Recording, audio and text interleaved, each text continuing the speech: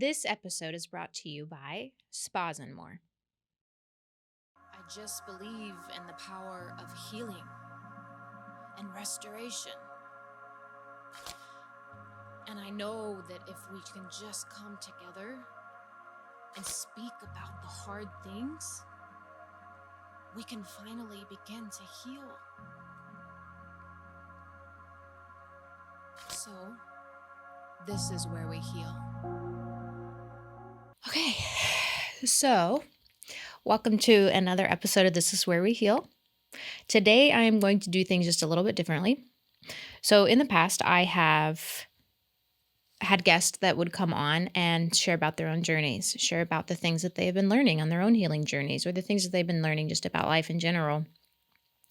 And I love doing that because it inspires me, but it also, I think, helps us to build our own tools and things like that by just hearing the stories of other people and the ways that they've overcome. And I've also done some Q&As before, which I also really enjoy doing. I love answering questions with people. I am still flattered that people will even care what I have to say, if I'm being perfectly honest. But today I wanted to do something a little differently. I have told my story in the past. I've told about the experiences that I faced when I was younger, the abuse that I went through. I have talked about the assault that I experienced in my early 20s. I have talked about going through divorce.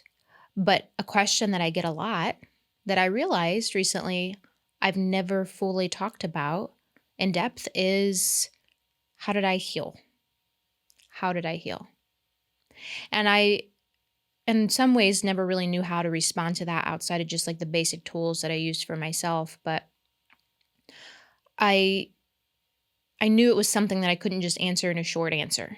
And so I wanted to talk about that today as just a way of sharing that with all of you that have asked me many times in a way that's meaningful.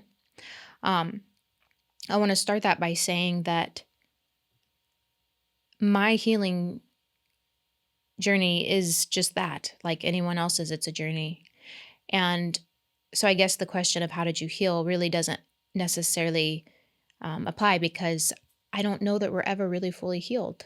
I think that our life is just about the process of healing, the process of understanding ourselves, the process of learning and growing from the things that we experience. And I think until the day that our body dies and we meet Jesus again in heaven, I think that's where we will be, in a continual renewal and cycle of healing as we go. And in some ways, that's really beautiful. But speaking of my own journey, I wanted to talk about that because I think it's important to share our experiences, and I think it's important to be honest and real and raw about what that looks like, because there are a lot of misconceptions where healing is such a hot topic these days. And everywhere you look online, you will see people talking about their healing journey and healing, and now I'm healed, and I did this, and you can do this, and if you buy this ebook here, you'll heal this part of your life, and all of those things are really great, and I love that we have resources. But what I don't love is that there's a lack of transparency about what it actually looks like, because, and I've said this on my social media before, but healing isn't pretty. It's hard. And it is a beautiful thing. But it's a process of shedding parts of ourselves that we held on to protect our heart and our soul, and learning to let them go and surrender them to God so that we can then transition into the next season of our lives as a new person. And I have a tattoo on the back of my arm with a butterfly that says rebirth on it, because I have felt like in a lot of ways in my own healing journey, I've been reborn many times.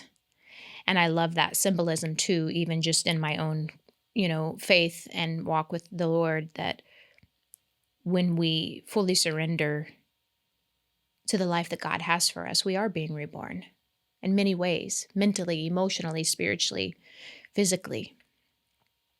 So I want to start with the beginning of my journey, because it wasn't until it was about 2 years ago, really, when it began. And it was about 3 years ago when I left my marriage, and that wasn't where the healing began. In fact, when I left my marriage, I was more lost than I'd ever been. I didn't know who I was. I didn't know what my life was going to look like.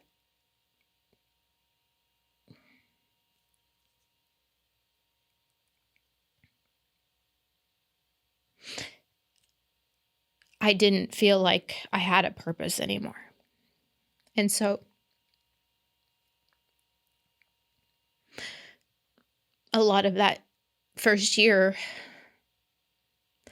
after leaving my marriage, growing up in a Christian home and feeling like divorce was, the unforgivable sin, I felt very alone and empty. And it was only by the grace of God that I really carried through that year, because God's love covered me in a way, and his peace covered me in a way that year that I genuinely didn't feel I deserved, that I genuinely didn't expect. I kind of felt like, this unlovable, unlikable, unworthy person that chose to walk away from a 10-year marriage, even though there was an infidelity, which I felt like was the only excuse to ever leave. And I knew that at that time in my life, that would be a decision that would come with a lot of backlash and potentially a lack of support.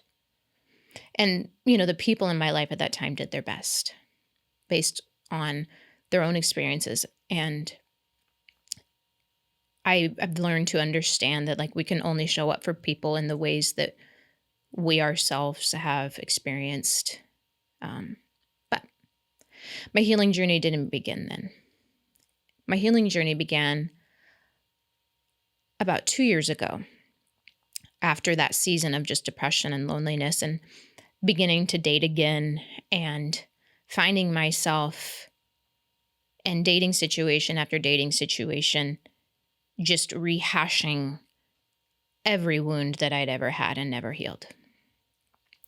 Every wound that I had that was still literally just open. And I was continually exposing myself to hurt after hurt, and rejection after rejection, and abandonment after abandonment, when I still had all of those wounds very much alive in me and that had never been healed. And it was after a situation with someone that, once again, I had poured my heart and soul into, believing that if I just love someone enough, if I just show up for them enough, if I pour all of myself into someone, then I can earn their love. I didn't know then that love isn't something that you earn. Trust is something that you earn. Safety is something that comes with trust being earned. But love is something that should be given freely. And so this person had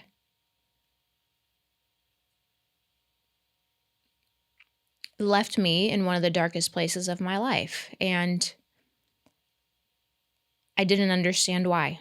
I had given it everything that I had. I had loved to the best of my ability. I had been gracious and understanding and forgiving of all the things that I was being exposed to in this relationship with this person that I knew I didn't deserve, but thinking, well, if I just love enough, if I just give enough, if I'm just gracious enough, if I just keep forgiving, they're going to see that I'm valuable, right? But when that person left me after all of that, I was finally so broken that I had no choice but to take a really honest and hard look at myself and the ways that I had let myself down and the ways that I hadn't protected myself and the ways that I hadn't showed up for myself. Because I was noticing for the first time in my life the pattern of just begging to be chosen, and the pattern of giving too much and overextending myself and pouring into others when I barely had enough to keep going myself.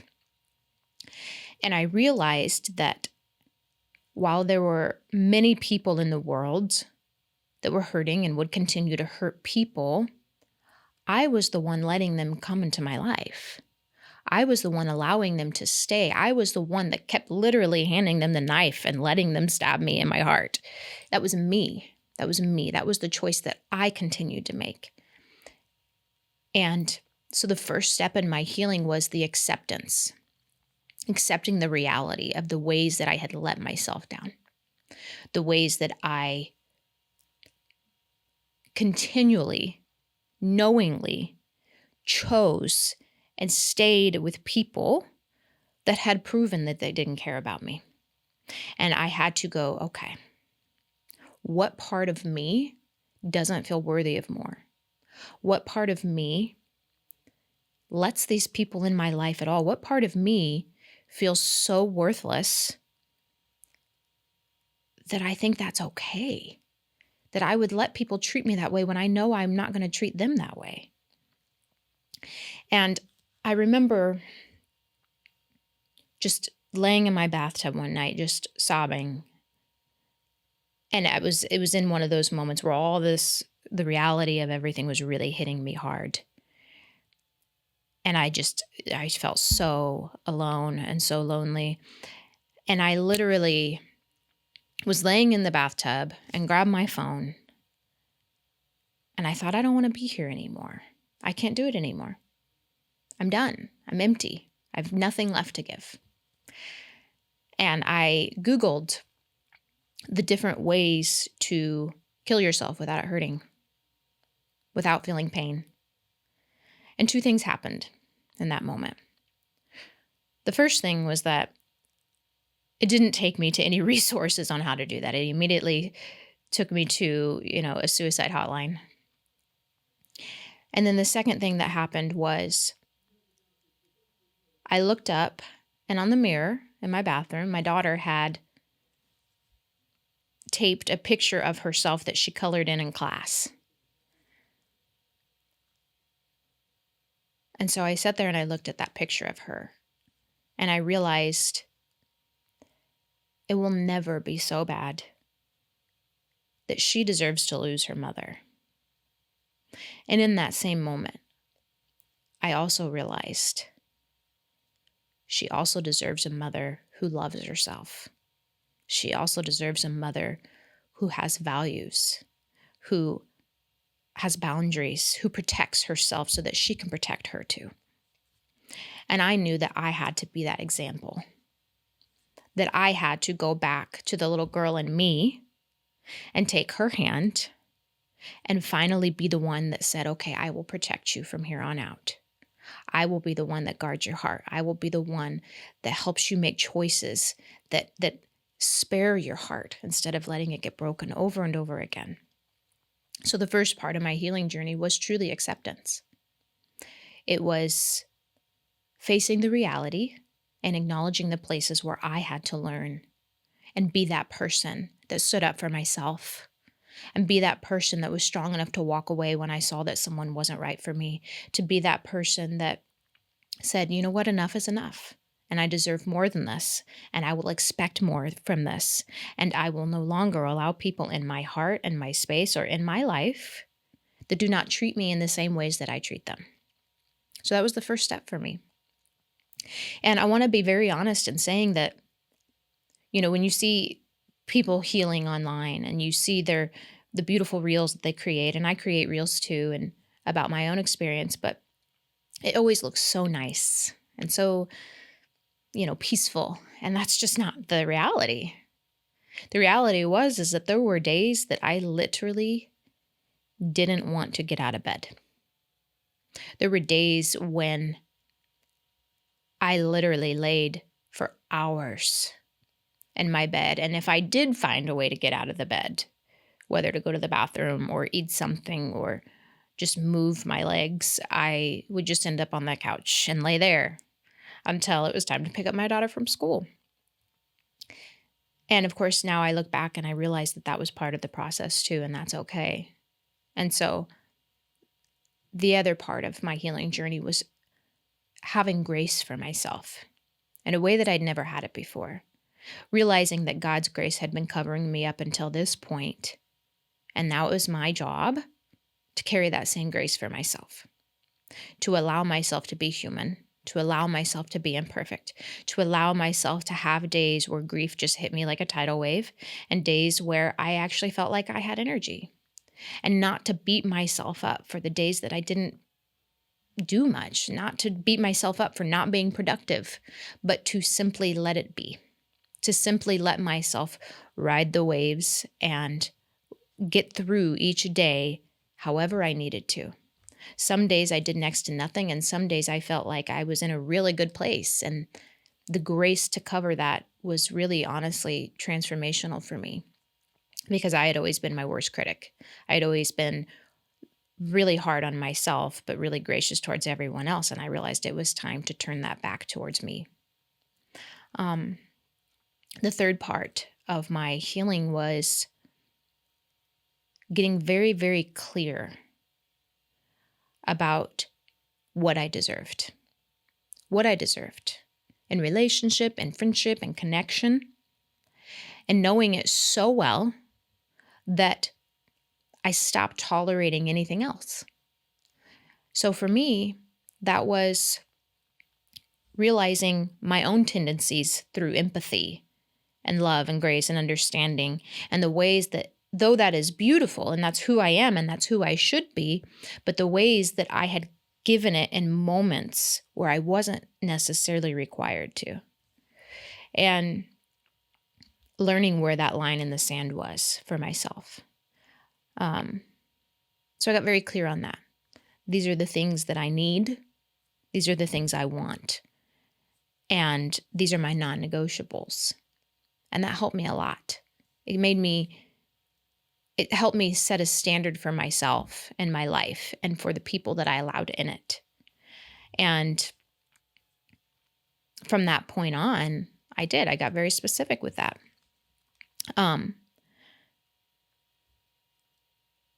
I know that a lot of people who listen to my show are highly empathetic. And the one thing that I want to instill in you is that empathy is absolutely beautiful. Your heart is meant to be soft. Your heart is meant to be kind. You are meant to be loving. That is who you are meant to be. That's who God calls us to be. And there is nothing wrong with you for loving people with everything that you have. There's nothing wrong with you for extending grace. There is nothing wrong with you for having empathy and understanding and compassion for people. It's beautiful. It's a beautiful thing. But you also have to have boundaries, especially as an empathetic person. Because as sad as it is to say, there are a lot of people in this world that do take advantage of that will take advantage of that. And so while you are not required to change who you are required to protect who you are. You are required to understand who you are so that you can protect yourself. Another thing that will be vital is the mindset shift that you have to have in order to move forward in your life. And that is whether you are healing from things from your childhood, or the things that have happened to you in relationship, or maybe you're coming out of a divorce, or maybe you're coming out of a toxic or abusive relationship. But there comes a point when your mindset has to shift from I am a victim to I am not what happened to me. And I can move forward with my life. And I can become a new person, and I can grow from this, and I can heal from this. And you have to get so intentional about the ways that you will choose to move forward every single day, even when it's hard. Even when it's hard. I tell this to a lot of clients when I'm working with people that until you make the choice to move forward, you won't. You won't. You will stay there. And there's nothing wrong with taking the time to grieve and sit with the emotions and process those things. That is absolutely vital. It is a part of it. But then there comes a point where a choice has to be made. Do I stay here? Do I continually dwell in this pain and this trauma? Do I let it overcome me for the rest of my life? Or do I decide to move forward? To learn the lessons that it has taught me, to learn who I am in spite of it, and to continually grow. And then the final part in that I believe truly changed my entire life was realizing that it wasn't for nothing. That every single thing that I had experienced, every ounce of pain, every trauma, all of the things that happened to me that I didn't deserve, created something in me that changed my life and my perspective and who I believed I was. And when I made the choice to heal anyway, everything changed. And it was from that point on that I realized it was all for a purpose. Then even in the midst of the darkest days that I had, that God was molding me into a person that could help every single person behind me now. And so I took the pain that I had experienced and I asked myself, how can my experience help someone else? What can I do for the person that is just a few steps behind me, or maybe they're, like me, a 15-year-old about to walk into the most abusive experience of their life? How can I help them?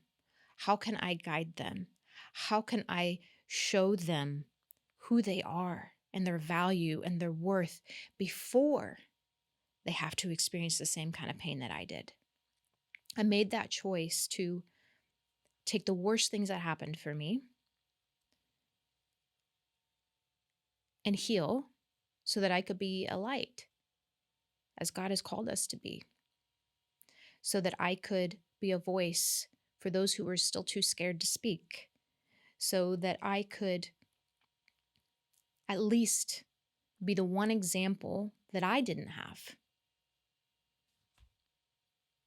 And though it's not come easily, though it's still a day-by-day process, though there are still days when I question why I'm here, I still come back to that no matter what life looks like, I have made it this far, and I am here to help light the path for others. And that is my call, and that is my purpose. So, acceptance, facing the reality of the ways that you have to change, that's the first step. Sitting with the pain, letting it be, holding yourself and giving yourself grace in the process, letting it change you and mold you, and then finding purpose in whatever has happened to you. That's it. That was my story. That was my journey. And one other thing that I've realized very recently, actually, that I think is so important to understand.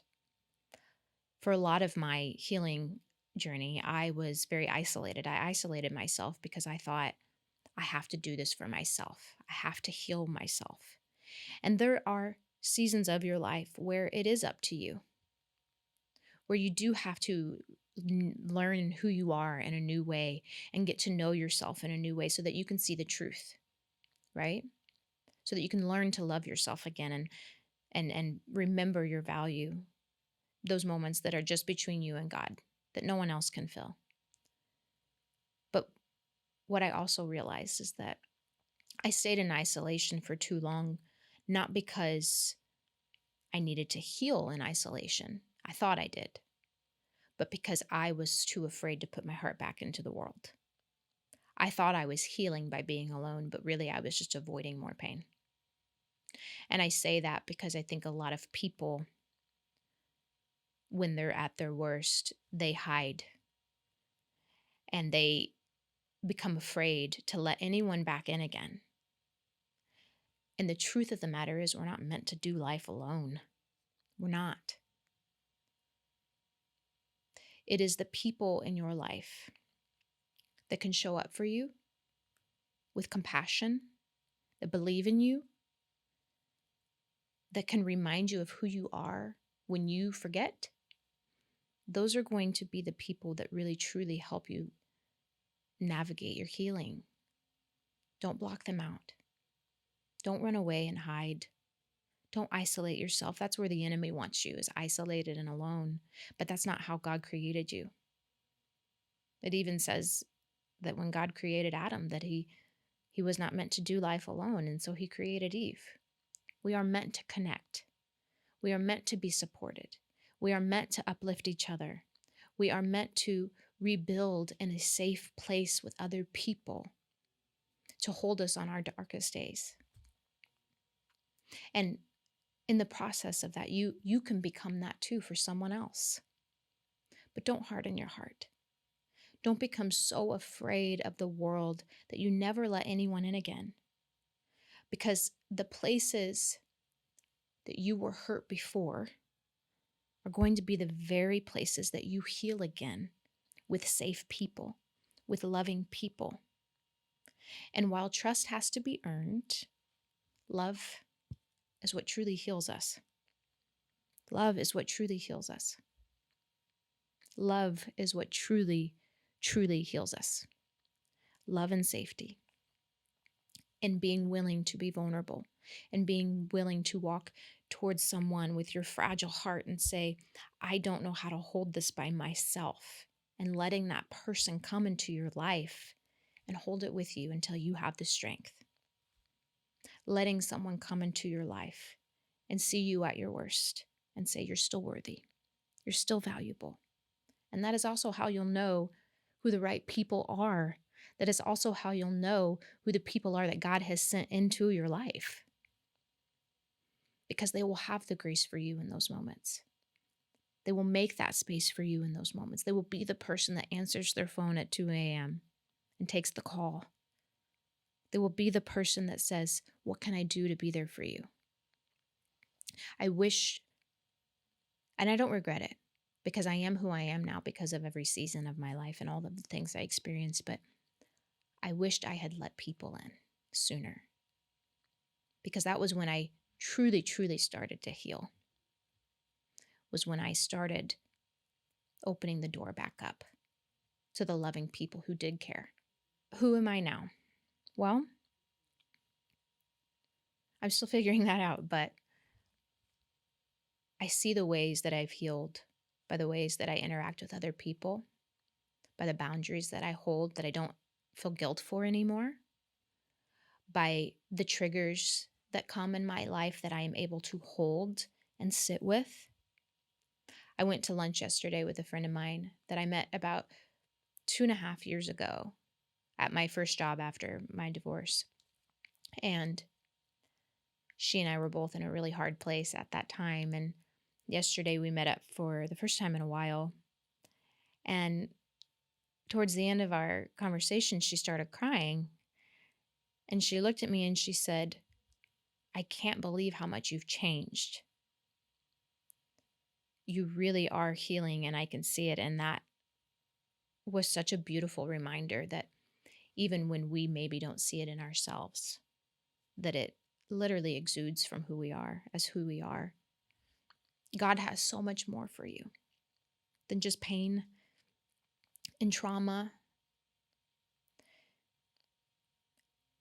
And while these things happen and we can't avoid when bad things happen, God's always, always working it towards for our good. Always. And it grieves his heart too. God is not a God that just brings destruction and pain upon us. That is not how God works. He is the one that pulls us through the hardest times. He is the one that sits with us in those hardest moments. He is the one that reminds us that no matter what you have been through, you are not your trauma. You are my child, and you are valuable, and I have purpose for you still, in spite of it all. And so I encourage you that whatever season of life you're in, that you hold on to the truth that you are here for a reason, that you are meant to be here, and that even the worst of the worst things that have happened to you can be turned into something that changes someone else's life. Don't give up. Don't give in on your hardest days. Let grace cover you and keep going because your story could change so many lives. It's not over for you yet. It's not over for you yet. You were made with purpose. God thought of you and believed that you were meant to be here, and God created you. That alone is all you need to know to remember that you are valuable and worthy, and that your life is not for nothing. So, in your darkest moments, may you be reminded that every single thing you face is leading you down the path to who you're meant to be, down the path to your calling and your purpose. And your life and your story could be the very thing that changes the world. And that's a wrap for today. And this is Where We Heal.